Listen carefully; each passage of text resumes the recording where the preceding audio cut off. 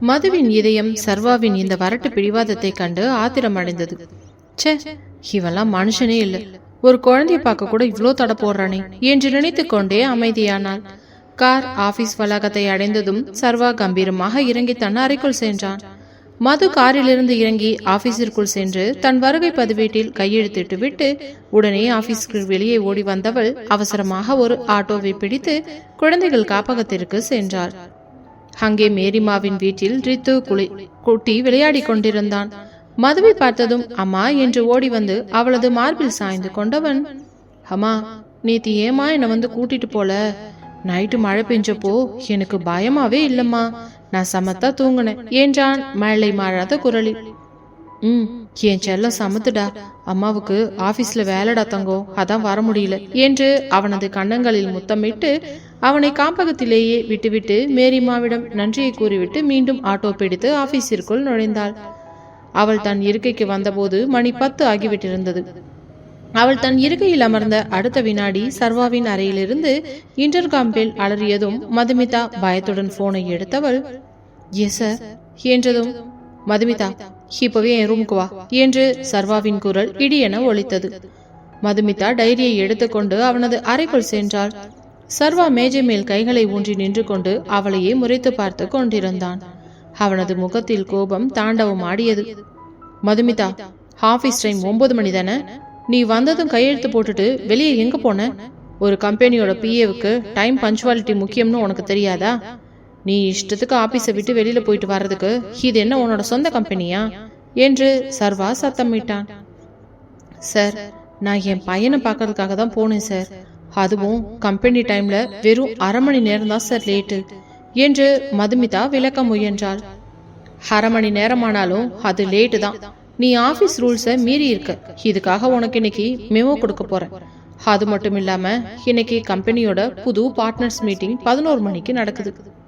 அந்த மீட்டிங்ல கலந்துக்கிற விஐபிங்களுக்கு தேவையான அத்தனை ஸ்நாக்ஸ், காஃபி அரேஞ்ச்மெண்ட்ஸ் எல்லாத்தையும் நீ தான் தனியா நின்று கவனிக்கணும். கேண்டீன் ஆட்களை மட்டும் கூட வச்சுக்கிட்டு நீயே முன்னாடி நின்று எல்லாருக்கும் பரிமாறணும் என்று சர்வா ஒரு புது தண்டனையை கொடுத்தான். சார், நான் இந்த கம்பெனியோட பிஏ சார், மீட்டிங் விவரங்களை நோட் பண்றது மட்டும்தான் என் வேலை. பரிமாறுற வேலை கேண்டீன் ஆட்களோடது சார். என்னையே இப்படி அவமானப்படுத்துறீங்க என்று மதுமிதா கண் கலங்கி ஆத்திரமாக கேட்டாள். அவமானமா? இது அவமானம் இல்ல மதுமிதா, இது கம்பெனியோட வேலை. முதலாளி நான் என்ன வேலை சொல்றனோ அதை நீ செஞ்சுதான் ஆகணும். உனக்கு இந்த வேலை வேணும்னா நீ இதை செய்யணும், இல்லனா இப்பவே கெட் அவுட் என்று சர்வா நாற்காலியில் சாய்ந்து அமர்ந்து கொண்டு காலின் மேல் கால் போட்டு திமிராக சொன்னான். மதுமிதா தன் கண்ணீரை துடைத்து கொண்டவள், இவன் என்ன அடக்க பாக்குறான். நான் அழுதுகிட்டே இருந்தா இவனுக்கு இன்னும் சந்தோஷமா தான் இருக்கும். நான் இனிமே அழமாட்டேன் என்று மனதை திடப்படுத்தி கொண்டு, சரிங்க சார், நான் செய்றேன் என்று சவாலாக சொல்லிவிட்டு வெளியே வந்தாள். 11 மணி ஆகியது. ஆபீஸின் பிரம்மாண்டமான கான்பரன்ஸ் ஹாலில் புதிய பார்ட்னர்ஸ் மீட்டிங் தொடங்கியது. சர்வாவின் தலைமையில் தமிழ்நாட்டின் முன்னணி பிசினஸ்மேன்கள் 10 பேர் அமர்ந்திருந்தனர். விக்ரமும் அவனது அருகில் அமர்ந்திருந்தான். கேண்டீன் ஊழியர்கள் காஃபி மற்றும் தட்டுக்களை எடுத்து வர மதுமிதா ஒவ்வொரு விஐபியின் முன்னாடியும் சென்று காஃபியையும் ஸ்நாக்ஸையும் பரிமாறினாள். அவளது முகம் அமைதியாக இருந்தாலும் அவளது நெஞ்சுக்குள் அவமானம் தாழாமல் அனல் எரிந்து கொண்டிருந்தது.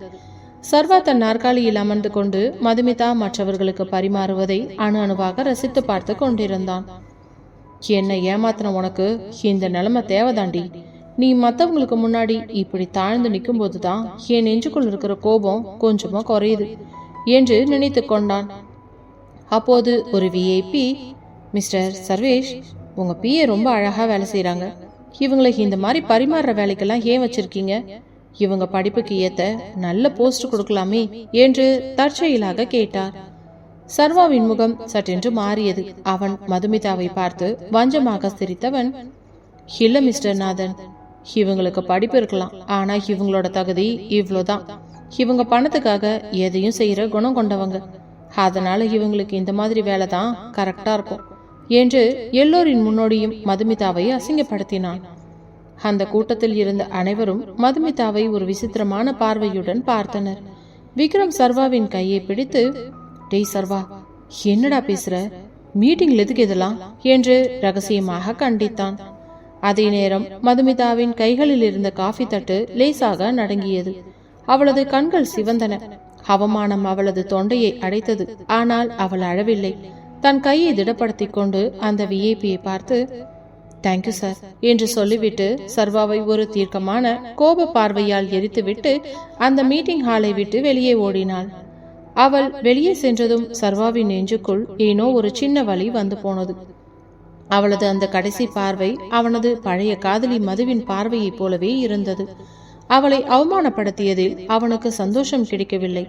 மாறாக ஒரு பெரிய குற்ற உணர்ச்சி அவனது மனதை குடைந்தது. இன்னைக்கு மீட்டிங் இவ்வளவுதான், மீதி விவரங்களை விக்ரம் உங்ககிட்ட சொல்லுவான் என்று சொல்லிவிட்டு சர்வா பாதியிலேயே எழுந்து தன் அறைக்குள் சென்று கதவை மூடிக்கொண்டான். அறைக்குள் சென்ற சர்வாவுக்கு தன்மேல் தனக்கே கோபம் வந்தது. ஏன் அவளை எல்லார் முன்னாடியும் இப்படி பேசின? அவ என்ன ஏமாத்தினவதான். ஆனா அவளை இப்படி அசிங்கப்படுத்துறதுல எனக்கு என்ன சந்தோஷம் கிடைக்குது? மதுமிதா, நீ ஏன் என் வாழ்க்கையில திரும்ப வந்த என்று தன் தலையை பற்றி கொண்டு நாற்காலியில் அமர்ந்தான். மாலை 5 மணி ஆகியது. ஆபீஸ் ஊழியர்கள் அனைவரும் கிளம்ப தொடங்கினர். மதுமிதா தன் மேஜையில் இருந்த கோப்புகளை அடுக்கிக் கொண்டு தன் பையை எடுத்துக்கொண்டு கிளம்ப தயாரானாள். அவளது முகம் இப்பொழுது ஒரு பாறையைப் போல கடினமாக மாறியிருந்தது. சர்வாவின் அத்தனை அவமானங்களும் அவளை ஒரு புதிய பெண்ணாக மாற்றியிருக்க, அவள் ஆபீஸ் படியை விட்டு இறங்கும் போதே அவளது பின்னால் சர்வாவின் கார் வந்து நிற்க, கார் கண்ணாடி இறங்கியதும் சர்வாவின் முகம் தெரிந்தது. மதுமிதா, கார்ல ஏறு, நான் உன்னை உன் வீட்டுல டிரா பண்றேன் என்றான் சர்வா அவளது கோபத்தை குறைக்க வேண்டும் என்ற எண்ணத்துடன். மது காரை திரும்பி பார்க்க கூட இல்லை. நேராக சாலையை நோக்கி நடந்தாள். மதுமிதா, நான் உன்கிட்ட தான் பேசிக்கிட்டு இருக்கேன். காரை நிறுத்தி கூப்பிடுறப்போ ஏற வேண்டியது தானே? உனக்கு இன்னும் அந்த திமிர் குறையிலையா என்று சர்வா காரில் இருந்து இறங்கி வந்து அவளது கையை பலமாக பற்றினான். மதுமிதா அவன் கையை மிக ஆக்ரோஷமாக உதறி தள்ளினாள். அவளது கண்கள் சர்வாவை நேராக பார்த்தன. அந்த பார்வையில் இருந்த வீரியம் சர்வாவை ஒரு அடி பின்வாங்க வைத்தது. மிஸ்டர் சர்வேஷ், நீங்க இந்த கம்பெனியோட முதலாளி தான். ஆபீஸ் டைம்ல நீங்க சொல்ற அத்தனை வேலைங்களையும் அவமானங்களையும் நான் தாங்கிக்கிறேன். ஏன்னா நான் வாங்குற சம்பளத்துக்கு விசுவாசமா இருக்கணும்ல. ஆனா ஆபீஸ் டைம் முடிஞ்சதுக்கு அப்புறம் உங்களுக்கும் எனக்கும் எந்த சம்பந்தமும் இல்லை. உங்களோட இந்த ஆடம்பர கார்ல ஏறுறதை விட நான் நடந்து போறதையே பெருமையா நினைக்கிறேன். இனி என் மேல இந்த மாதிரி கை வைக்கிற வேலையெல்லாம் வச்சுக்காதீங்க. மரியாதையா இங்கிருந்து போயிடுங்க என்று சர்வாவின் முகத்தில் அடித்தாற் போல கத்திவிட்டு சாலையின் ஓரத்தில் வந்த பேருந்தில் ஏறி சட்டென்று மறைந்தாள். சர்வா அந்த பனிமூட்ட சாலையில் தனியாக நின்று கொண்டிருந்தான். அவனது கைகள் காற்றில் அப்படியே உறைந்து போயிருந்தன. அவனது ஒட்டுமொத்த பணபலமும் திமிரும் அந்த ஒரு பெண்ணின் வார்த்தைகளுக்கு முன்னால் சுக்குநூறாக உடைந்து சிதறியது போல உணர்ந்தான். குன்னூரின் பனிமூட்டம் அவர்களின் வாழ்க்கையின் அடுத்த கட்ட புயலை நோக்கி மெதுவாக நகரத் தொடங்கியது. மதுமிதா ஏறி சென்ற பேருந்து குன்னூரின் அடர்ந்த பனிமூட்டத்திற்குள் மறைந்த பிறகும் சர்வேஷ் அதே பேருந்து நிறுத்தத்தில் சிலையாக உறைந்துதான் நின்றிருந்தான். அவனது வலது கை விரல்கள் இன்னும் காற்றில் அப்படியே மடிந்து நின்றன. அந்த விரல்களில் சில வினாடிகளுக்கு முன்னால் மதுமிதா உதறி தள்ளிய அந்த ஆக்ரோஷமான தொடுதல் இன்னும் அனலாய் ஒட்டி கொண்டிருப்பது போலவே அவனுக்கு தோன்றியது. சுறாவை போன்ற அவனது பிசினஸ் சாம்ராஜ்யத்தில் அவனது ஒரு அசைவிற்கும் சொல்லிற்கும் கோடிக்கணக்கான மனிதர்கள் பயந்து நடுங்கி நின்றிருக்கிறார்கள். ஆனால் இந்த மதுமிதா தன்னை ஏமாற்றிவிட்டு போன ஒரு துரோகி இன்று தன் கையை உதறிவிட்டு உங்க காரோட ஆரம்பரம் எனக்கு தேவையில்லை என்று அவனது ஒட்டுமொத்த பணபலத்தையும் கேவலப்படுத்திவிட்டு போகிறாள். சர்வா, கார்ல வந்து உட்கார்றா, பனி ரொம்ப அதிகமாகுது என்றான் விக்ரம். அவனது குரலில் ஒரு எச்சரிக்கை கலந்த தயக்கம் இருந்தது. சர்வா விக்ரமை திரும்பி பார்க்கவில்லை. அவனது பற்கள் கோபத்தின் எல்லையில் ஒன்றோடொன்று நரநரவென்று கடித்தன. விக்ரம், அவளுக்கு எவ்வளவு தைரியம்! அவளோட இந்த திமிர நான் அடக்கலனா என் பேர் சர்வேஷே இல்லடா என்று சர்வாவின் தொண்டையிலிருந்து கோபத்தின் அனல் வார்த்தைகளாய் வெடித்தது. அவன் வேகமாக தன் காரின் பின்னிருக்கையில் சென்று அமர்ந்து கதவை பலமாக சாத்தினான். கார் அவனது ஆடம்பர பங்களாவை நோக்கி விரைந்தது. அன்று இரவு முழுவதும் சர்வாவிற்கு தூக்கமே வரவில்லை. பங்களாவின் மாடி பால்கனியில் நின்று கொண்டு கைகளில் ஒயின் கிளாஸை சொல்றியபடி குன்னூர் நகரின் விளக்குகளை வெறித்து பார்த்து கொண்டிருந்தான். அவள் ஒரு சாதாரண வாடகை வீட்டில் ஒரு குழந்தையை வைத்துக்கொண்டு நடுத்தர வர்த்த குடும்பத்தின் அத்தனை கஷ்டங்களையும் அனுபவித்துக் கொண்டிருக்கிறாள் என்பது எனக்கு தெரியும். அப்படி இருந்தும் அவளுக்குள் இருக்கும் அந்த திமிரும் கௌரவமும் இன்னும் குறையவே இல்லையே. அவளை இன்னும் எப்படி பணிய வைக்கணும் என்று எனக்கு தெரியும். பிசினஸ் ரீதியா அவளை அடுத்த கட்ட நெருக்குதலுக்கு உள்ளாக்க வேண்டும் என்று வஞ்சகமாக தனக்குள்ளேயே திட்டமிட்டான். மறுநாள் காலை குன்னூரின் காலை பொழுது வழக்கம் போல பனிமூட்டத்துடன் விடிந்தது. மதுமிதா தன் வீட்டில் பரபரப்பாக வேலை செய்து கொண்டிருந்தாள்.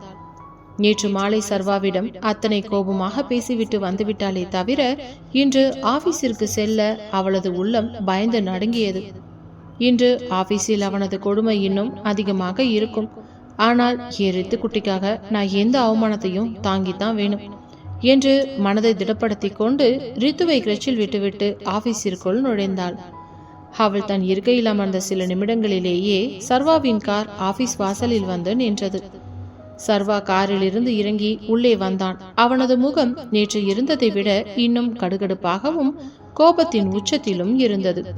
அவன் யாரையும் பார்க்காமல் தன் அறைக்குள் சென்று கதவை மூடினான்.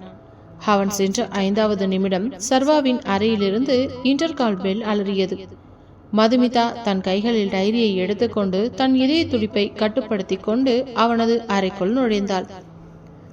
சர்வா தன் மேஜையின் பின்னால் கம்பீரமாக அமர்ந்திருந்தான். அவனது முன்னால் கம்பெனியின் அடுத்த மாதத்திற்கான மாபெரும் எஸ்டேட் பட்ஜெட் திட்டங்கள் மற்றும் சில புதிய ஒப்பந்த கோப்புகள் இருந்தன. குட் மார்னிங் சார் என்று மதுமிதா தூரமாய் நின்று சொன்னாள். அவளது குரலில் நேற்று காட்டிய கோபத்தின் சுவடு கூட இல்லை. முற்றிலும் ஒரு ப்ரொஃபஷனல் ஊழியராகவே நின்றாள். சர்வா மெதுவாக தன் தலையை நிமிர்த்தி அவளை பார்த்தான். அவனது பார்வையில் இருந்த வன்மம் அவளை சுட்டரிப்பது போல இருந்தது. மதுமிதா, நேத்து சாயங்காலம் நீ ஆபீஸ்க்கு வெளியில என்கிட்ட நடந்துகிட்ட விதம் எனக்கு திருப்தியா இல்லை. கம்பெனி முதலாளி நான் கூப்பிடுறப்போ கையை உதறிட்டு போறது எவ்வளோ பெரிய தப்புன்னு உனக்கு தெரியாதா? அதுக்காக உன்னை இப்பவே வேலையை விட்டு தூக்கலாம். ஆனா உனக்கு அவ்வளவு சீக்கிரம் நான் விடுதலை கொடுக்க மாட்டேன் என்று சர்வாவின் குரல் வன்மத்துடன் ஒலித்தது. சார், ஆபீஸ் டைம்ல நீங்க முதலாளி, நான் உங்ககிட்ட வேலை செய்யற ஊழியர். நீங்க சொல்ற எல்லா வேலையும் நான் செய்யறேன். ஆனா ஆபீஸ் டைம் முடிஞ்சதுக்கு அப்புறம் என் தனிப்பட்ட வாழ்க்கையில தலையிட உங்களுக்கு எந்த உரிமையும் இல்லை சார். மற்றபடி ஆபீஸ்ல ஏதாவது வேலை இருந்தா சொல்லுங்க, நான் செய்ய தயாரா இருக்கேன் என்று மதுமிதா மிகவும் கராராக பயமில்லாமல் சொன்னாள். சர்வாவின் முகம் கோபத்தால் சிவந்தது. வேலை தானே வேணும்? இதோ பார், நம்ம கம்பெனியோட ஒரு முக்கியமான எஸ்டேட் நிலம் சட்ட ரீதியான சிக்கல்ல இருக்கு. அந்த நிலத்தோட கடந்த 30 வருஷ கால அத்தனை பத்திரங்கள், கோர்ட் ஆர்டர்கள் மற்றும் லீகல் டாக்குமெண்ட்ஸ் அத்தனையும் இன்னைக்கு மதியம் 2 மணிக்குள்ள நீ தனியா படிச்சு பார்த்து அதுல இருக்கிற சாதக பாதகங்களை ஒரு லீகல் ரிப்போர்ட்டா ரெடி பண்ணி என் டேபிள்ல வைக்கணும். ஒருவேளை அதுல ஒரு சின்ன சட்ட தப்பு இருந்தாலும் அதுக்கப்புறம் நீ இந்த ஆபீஸ்ல இருக்க மாட்டேன் என்று சர்வா ஒரு புதிய மிக கடினமான சவாலை அவளது திறமையின் மீது வீசினான். இது சாதாரண பிஏக்கள் செய்யும் வேலையில்லை, ஒரு லீகல் அட்வைசர் செய்ய வேண்டிய வேலை. அவளை எப்படியாவது பழிவாங்க வேண்டும் என்பதே அவனது நோக்கம். நிச்சயமா சார், நான் ரெடி பண்ணிடுறேன் என்று மதுமிதா சற்றும் தயங்காமல் அந்த சவாலை ஏற்றுக்கொண்டு கோப்புகளை அள்ளிக்கொண்டு வெளியே வந்தாள். அன்று மதியம் வரை மதுமிதா தன் இருக்கையை விட்டு ஒரு அடி கூட நகரவில்லை. தன் பசியை கூட பொருட்படுத்தாமல் கம்ப்யூட்டர் திரையையும் அந்த பழைய தூசி படிந்த சட்ட கோப்புகளையும் தீவிரமாக புரட்டினாள். அவளது MBA படிப்பில் அவள் சட்டப்பிரிவையும் ஒரு பாடமாக படித்திருந்ததால் அவளுக்கு அந்த பத்திரங்களின் சிக்கல்களை புரிந்து கொள்வது கடினமாக இருக்கவில்லை. ஒவ்வொரு வரியையும் உற்று படித்து கம்பெனிக்கு சாதகமாக இருக்கும் அந்த பழைய நில உச்சவரம்பு சட்டத்தின் பிரிவுகளை தனியாக பிரித்தெடுத்து ஒரு மாபெரும் சட்ட அறிக்கை தயார் செய்து தன் கைப்பட தயார் செய்தாள். மதியம் 2 மணிக்கு சர்வாவின் அறைக்குள் நுழைந்து அந்த ஃபைலை அவனது மேஜை மீது வைத்தாள். சார், நீங்க கேட்ட நில பிரச்சனையோட முழு லீகல் ரிப்போர்ட்டும் இதுல இருக்கு. நம்ம கம்பெனி தரப்புல என்னென்ன பலம் இருக்கு, கோர்ட்ல நாம எப்படி வாதாடணும் அப்படிங்கிற அத்தனை விவரங்களும் இதுல இருக்குது சார். படிச்சு பாருங்க என்றாள். சர்வா அந்த ஃபைலை திறந்து பார்த்தான். அவனது பிசினஸ் மூளை அவளது அசாத்தியமான திறமையை கண்டு உள்ளுக்குள் தூக்கி வாரி போட்டது. ஒரு தேர்ந்த வழக்கறிஞர் கூட இவ்வளவு துல்லியமாக அந்த பழைய சட்டப்பிரிவுகளை கண்டுபிடித்து ரிப்போர்ட் எழுத முடியாது. எங்கும் ஒரு சின்ன தப்பு கூட கண்டுபிடிக்க முடியாத அளவிற்கு அத்தனை துல்லியமாக கம்பெனிக்கு அந்த பல கோடி ரூபாய் மதிப்புள்ள நிலத்தை மீட்டு கொடுக்கும் ஒரு பிரமாதமான வழியை அவள் வடிவமைத்திருந்தாள். அவளது இந்த திறமை அவனது கோபத்தை குறைப்பதற்கு பதிலாக அவளுக்குள் இருக்கும் அந்த திமிரையும் கௌரவத்தையும் எப்படியாவது உடைக்க வேண்டும் என்ற வஞ்சக எண்ணத்தையே இன்னும் அதிகமாக்கியது. இவள் தன் முன்னால் தோற்று அழுது மண்டியிட வேண்டும், அதுவே அவனது ஈகோவிற்கு தேவையானதாக இருந்தது. ஏதோ ஓரளவுக்கு பரவாயில்ல, ஆனா இந்த ரிப்போர்ட்டை வச்சு மட்டும் நான் திருப்தி அடைய மாட்டேன். இந்த நில பிரச்சனைய நேர்ல போய் ஆய்வு பண்ணணும். குன்னூரோட கிழக்கு எல்லையில இருக்கிற அந்த சர்ச்சைக்குரிய எஸ்டேட் பகுதிக்கு நீ இப்போவே போகணும்.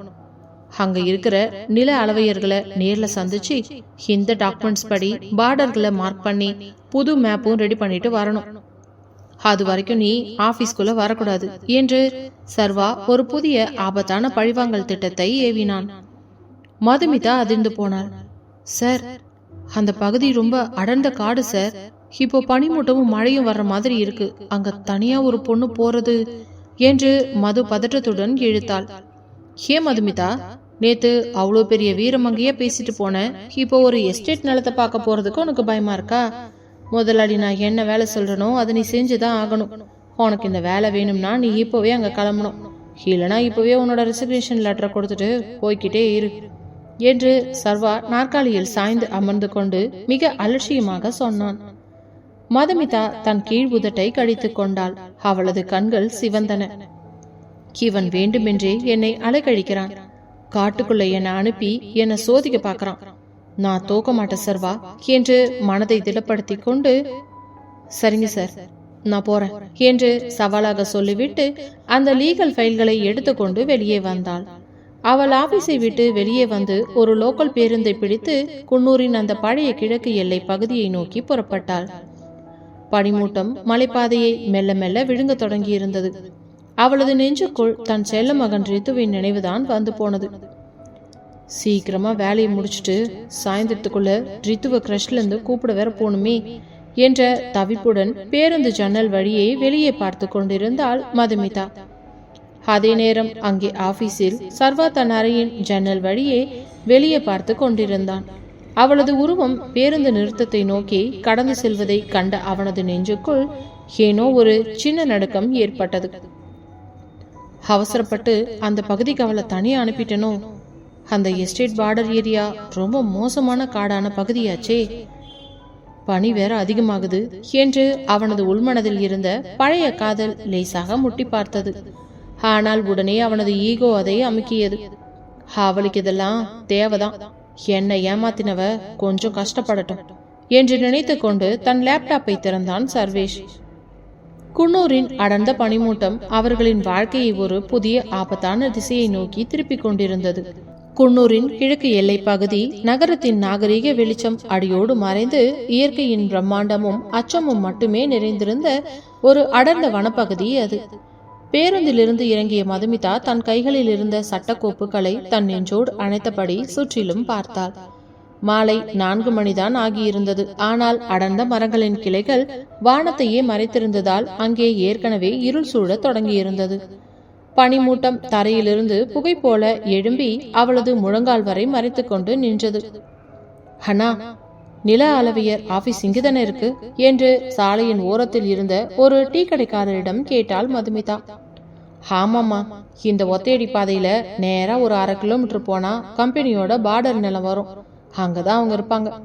ஆனா சீக்கிரம் வேலையை முடிச்சுட்டு திரும்பிடுங்கம்மா, இன்னைக்கு கிளைமேட்டே சரியில்லை, காட்டு யானைங்க நடமாட்ட வேற இருக்கிற பகுதி அது என்று அந்த பெரியவர் எச்சரித்தார்.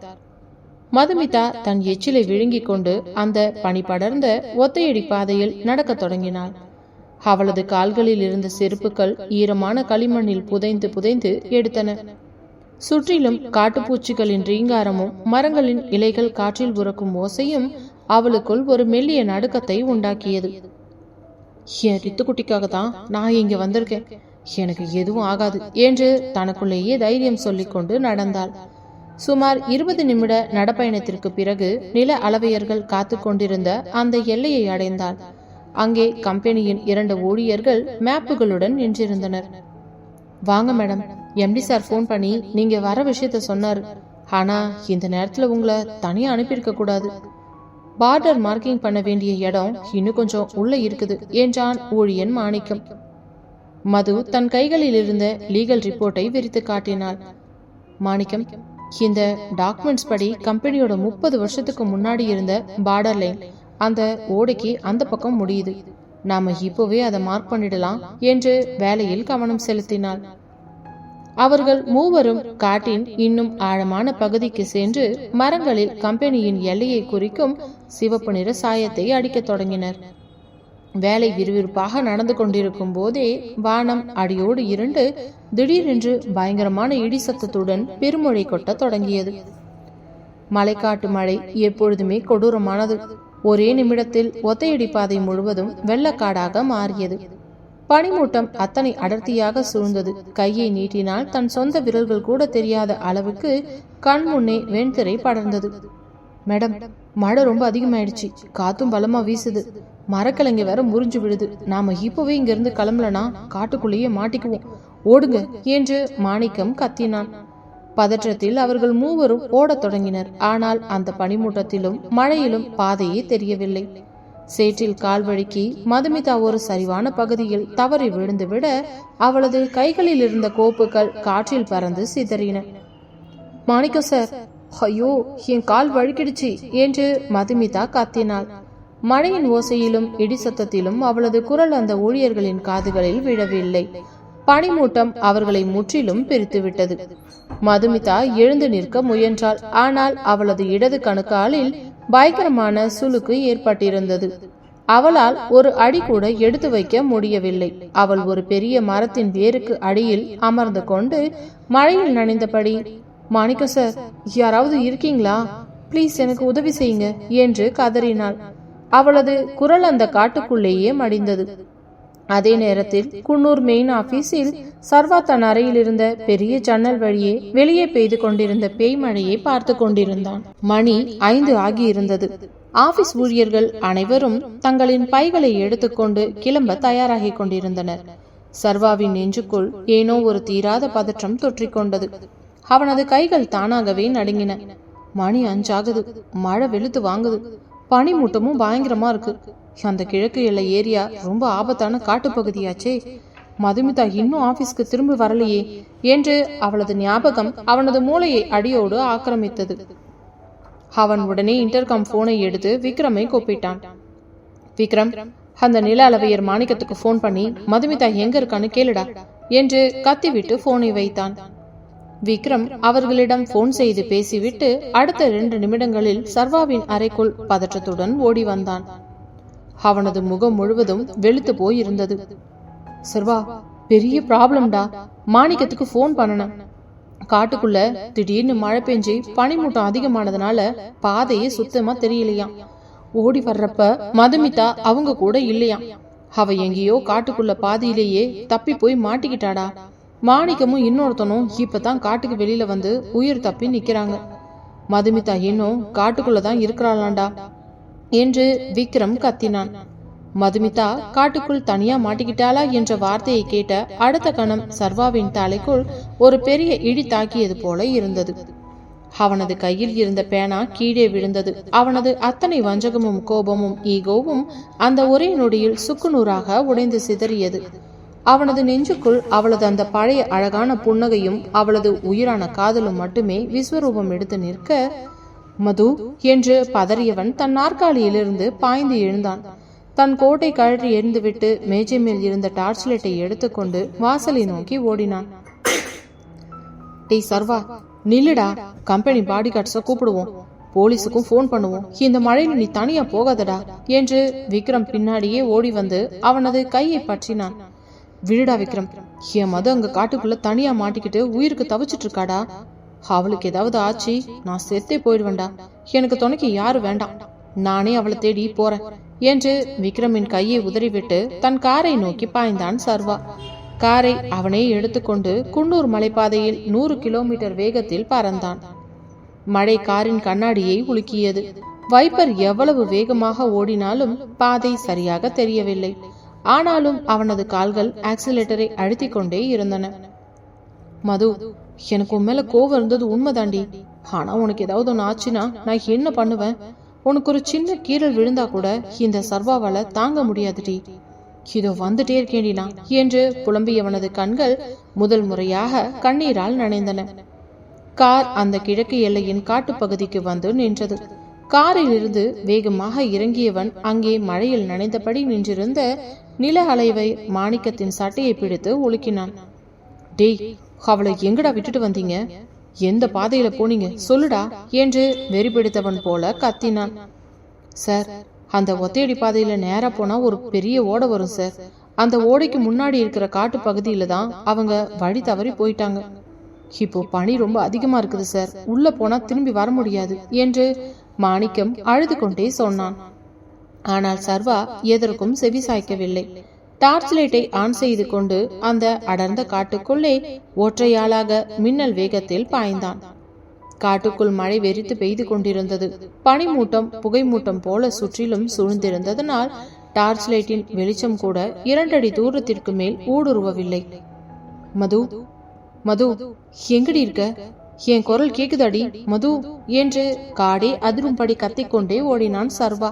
அவனது விலை உயர்ந்த சட்டை மரக்கிளைகளில் பட்டு கிழிந்து முட்கள் அவனது கைகளை கீறி ரத்தம் வடிந்தது. ஆனால் அவனது மூளைக்கு அந்த வலி சுத்தமாக தெரியவில்லை. அவனது அத்தனை கவனமும் மதுவின் குரல் எங்கிருந்தாவது கேட்காதா என்பதில் மட்டுமே இருந்தது.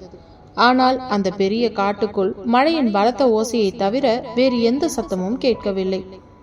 சர்வா பாதையே தெரியாமல் காட்டின் இன்னும் ஆழமான பகுதிக்கு சென்று கொண்டிருந்தான். அவனது கால்கள் சேற்றில் வழுக்கி ஒரு பெரிய பள்ளத்தில் விழுந்தான். அவனது கையில் இருந்த டார்ச் லைட் கை தவறி எங்கேயோ விழுந்து அணைந்து போனது. காட்டுக்குள் ஒட்டுமொத்த இருள் சூழ்ந்து கொள்ள சர்வா பள்ளத்திலிருந்து மெதுவாக எழுந்து நின்று சுற்றிலும் பார்த்தான். அவனுக்கு தான் எந்த திசையில் வந்தோம், எங்கே நிற்கிறோம் என்றே புரியவில்லை. அவனும் இப்பொழுது அந்த கொடூரமான காட்டுக்குள் பனிமூட்டத்திற்கு நடுவே முற்றிலும் தனியாக மாட்டிக்கொண்டான். மது, எங்கடி இருக்க என்று அவனது குரல் இந்த முறை கோபமாக இல்லை, அப்பட்டமான தவிப்போடும் கண்ணீரோடும் வெளிவந்தது. அதே நேரத்தில் சர்வாவிற்கு சுமார் 100 அடி தூரத்தில் ஒரு பெரிய பாறையின் இடுக்கில் குளிரால் நடுங்கிக் கொண்டு அமர்ந்திருந்தாள் மதுமிதா. அவளது கணுக்கால் வீங்கி போயிருந்தது. மழையின் ஓசையும் தாண்டி தூரத்திலிருந்து யாரோ மது என்று தவிப்போடு கத்தும் குரல் அவளது காதுகளில் லேசாக விழுந்தது. அந்த பழக்கப்பட்ட கரகரப்பான குரல், அந்த நொடி அது சர்வாவின் குரல் என்பதை அவளது இதயம் அடையாளம் கண்டு கொண்டது. சர்வா, சர்வாவை என்னை தேடி இந்த காட்டுக்குள்ள வந்திருக்கான். எவ்வளவு கோவமா என்னை பழிவாங்க பேசினவன் இப்போ என் உயிருக்கு ஆபத்துன்னு தெரிஞ்சதும் ஓடி வந்திருக்கானா என்று நினைத்ததும் மதுவின் நெஞ்சுக்குள் ஒரு பெரிய உணர்ச்சி புயல் வெடித்தது. அவனது பெற்றவர்கள் செய்த சதியால் தாங்கள் பிரிந்திருந்தாலும் அவனது மனதில் தன் மீதான காதல் இன்னும் சாகவில்லை என்பதை அவள் அந்த நொடியில் உணர்ந்தாள்.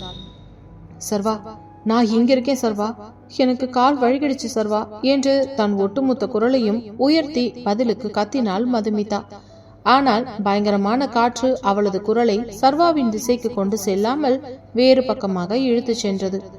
பனிமூட்டத்தின் அடர்த்தி இருவருக்குள்ளும் ஒரு பெரிய வெண்சுவரை போல எழுந்து நிற்க இருவருமே அந்த காட்டுக்குள் மிக அருகருகே இருந்தும் ஒருவரையொருவர் பார்க்க முடியாமலும் தேடி கண்டுபிடிக்க முடியாமலும் தனித்தனியாக மாட்டிக்கொண்டு தவித்தனர். காட்டின் இருளும் மழையின் கொடூரமும் பனிமூட்டத்தின் மர்மமும் அவர்களின் காதல் மற்றும் பழிவாங்கல் வாழ்க்கையை ஒரு புதிய த்ரில்லிங்கான திருப்பத்தை நோக்கி இழுத்துச் சென்றது. காட்டின் இருள் இப்பொழுது அமானுஷ்யமாக மாறியிருந்தது. பேய் மழையின் வேகம் சற்றே குறைந்திருந்தாலும் மரங்களின் உச்சியிலிருந்து விசிறியடித்த குளிர்ந்த காற்று ஒட்டுமொத்த வனத்தையும் நடுங்க வைத்துக் கொண்டிருந்தது. பனிமூட்டம் இன்னும் அடர்த்தியாகி ஒத்தையடி பாதைகள், மரங்கள், பாறைகள் என எல்லாவற்றையும் தன் வெண்திரைக்குள் ஒட்டுமொத்தமாக விழுங்கிவிட்டிருந்தது. சேற்று பள்ளத்திலிருந்து தட்டு தடுமாறி எழுந்த சர்வேஷ் தன் கைகளை நீட்டி இருட்டில் சுவர்களை தேடுவது போல மரங்களை தடவினான். அவனது கைகளில் இருந்த முள் கீறல்களிலிருந்து ரத்தம் கசிந்து மழையின் தண்ணீரோடு கலந்து ஓடியது. அவனது கால்களில் இருந்த அந்த விலை உயர்ந்த காலணிகள் களிமண்ணுக்குள் அடியோடு புதைந்து அவனது நடையின் வேகத்தை கட்டுப்படுத்தின. டார்ச் லைட் அணைந்து விட்டதால் கும்மிருட்டு அவனது கண்களை குருடாக்கி இருந்தது. ஆனால் அவனது மனதிற்குள் குடிக்கொண்டிருந்த பயம் அவனது அத்தனை சோர்வையும் விரட்டி அடித்தது. 3 வருடமாக அவள் மேல் வைத்திருந்த கோபமும் வன்மமும் இப்பொழுது ஒரு துளி கூட அவனது நினைவில் இல்லை. என் மதுவுக்கு ஏதாவது ஆச்சுன்னா நான் வாழவே மாட்டேன். ஆண்டவா, அவளை என்கிட்ட பத்திரமா ஒப்படைச்சிடு என்ற ஒரே ஒரு ஒற்றை பிரார்த்தனை மட்டும்தான் அவனது இதய துடிப்பாக ஓடிக்கொண்டிருந்தது. மதுமிதா, மது, எங்கடி இருக்க?